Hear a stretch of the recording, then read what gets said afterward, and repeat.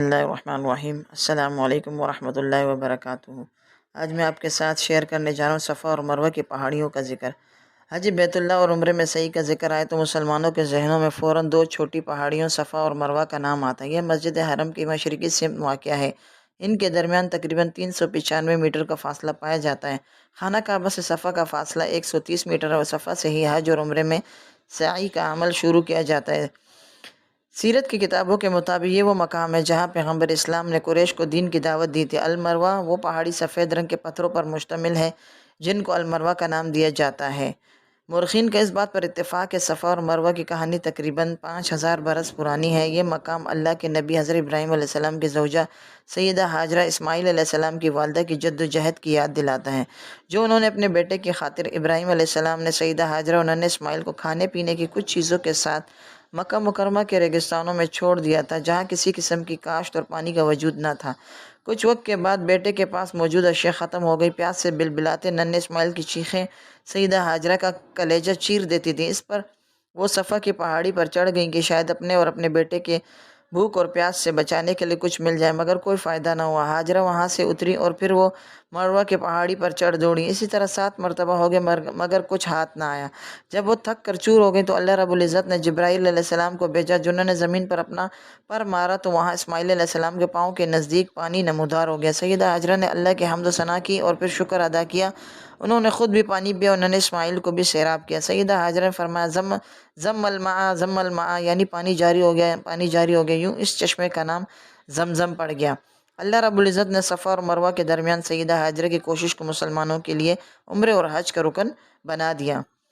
قریش قبیلے نے اصاف نامی بت کو صفا کی پہاڑی پر جبکہ نائلہ نامی بت کو مروہ پر رکھا ہوا تھا۔ قریش صفا اور مروہ کے گرد چکر لگاتے تھے اور اصاف نائلہ بتوں سے برکت حاصل کیا کرتے تھے۔ جب سن 9 ہجری میں انصار رسول اکرم صلی اللہ علیہ وسلم کے ساتھ تشریف لائے تو انہوں نے صفا اور مروہ کا چکر لگانے کو ناپسند کیا، اس لیے یہ اسلام سے قبل قریش کا عمل تھا۔ اس پر قرآن کریم کی سورہ بقرہ کی آیت نازل ہوئی، ان الصفا والمروۃ من شعائر اللہ فمن حج البیت او اعتمر فلا جناح علیہ ان یطوف بہما۔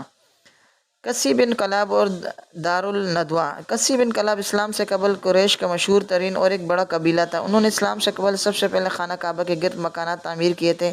اس دوران صفا اور مروہ کے بیچ بھی گھر بنائے گئے۔ اس سلسلے میں شمالی سمت دار الندوہ وہ قائم کیا گیا جو قبیلے کے شیوخ اور عمائدین کے اجلاس کی جگہ بن گیا اور یہاں بیٹھ کر وہ اپنے امور چلایا کرتے تھے۔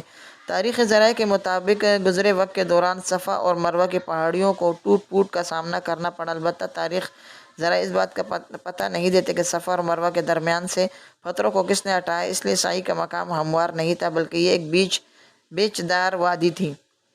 اسلامی تاریخ کے خلفاء عمرہ نے سعی کے مقام پر خصوصی توجہ دی۔ حضرت عمر رضی اللہ تعالیٰ کے دور میں سعی کے مقام کی توسیع کا آغاز ہوا۔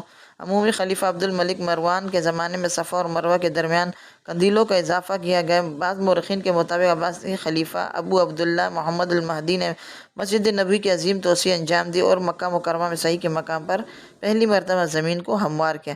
سال 1335 ہجری میں صفا اور مروہ کے درمیان راستے کو پختہ کیا گیا۔ اس سے قبل یہاں صرف ریت ہوا کرتی تھی۔ شریف مکہ حسین نشئی نے کے مقام پر چھت ڈالی۔ سعودی عرب کے مملکت کے قیام کے بعد سعی کے مقام کو غیر مسبوق صورت میں ترقی دی گئی۔ مملکت کے بانی شاہ عبدالعزیز آل سعود نے 1345 ہجری میں سعی کے مقام پر پتھر نصب کرائے اور اس کے علاوہ 350 میٹر لمبی اور 20 میٹر چوڑی چھت بھی تعمیر کی گئی۔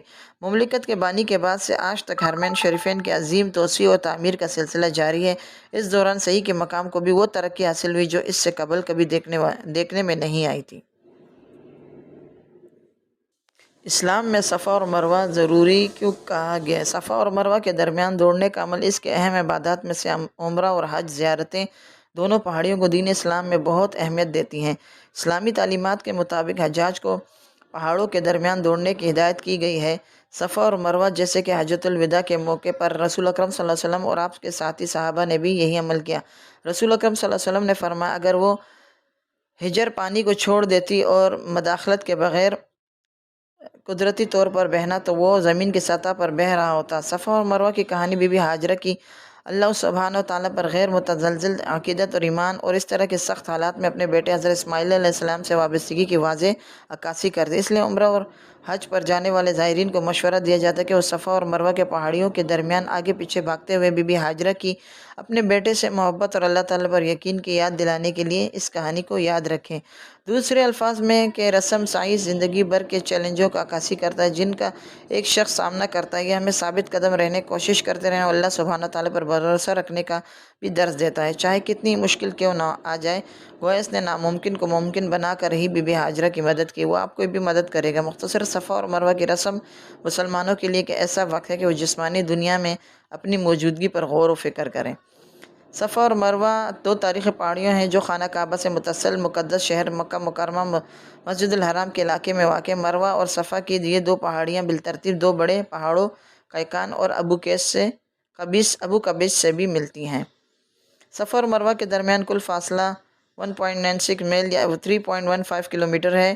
محفوظ سے مروہ تک پیدل چلنے میں لگ بھگ 10 منٹ لگتے ہیں۔ اس کے برعکس البتہ دو پہاڑوں میں سے کسی پر قرآنی آیات کی تلاوت یا دعا کرنے کا دورانیہ تقریباً 8 منٹ ہے۔ اس لیے ہمارے وقت کے اندازے کے مطابق صفا اور مروہ کے درمیان 7 مرتبہ سعی کی رسم پوری کرنے میں 2 گھنٹے 45 منٹ لگتے ہیں۔